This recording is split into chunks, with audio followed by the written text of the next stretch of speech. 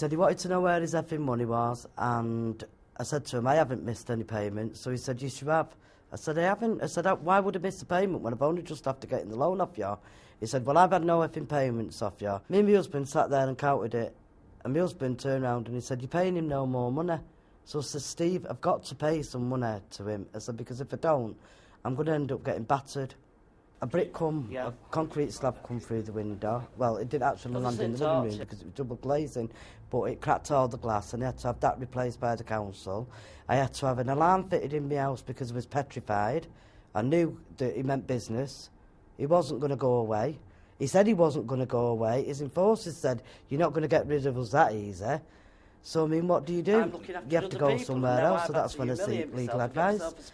But we just didn't have the money coming in to pay what he wanted, and it was going up and up and up. If you miss 1 week, you have to pay him 80 quid the week after. But if you didn't have that 1 week, how did he expect you to find 80 quid the week after when you're not working?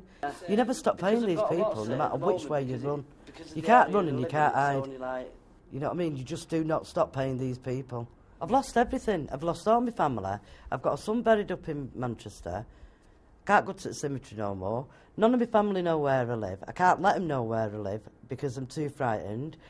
I don't phone any of them. Everything got left in Manchester, and it was a case of like, you've got an hour to pack. That is all I had, an hour to pack. My husband was still in the bath.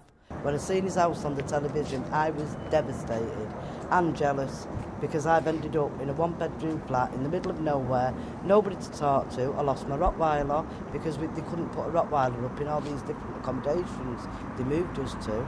She was only a baby, but he bought it to like make me feel more protected, and we had to get rid of the Rottweiler as well. Tell you something, sometimes I'll sit there and I'll think to myself, you know, would it have been easier if he would have killed me? Because I wouldn't have had to suffer the suffering that I've suffered.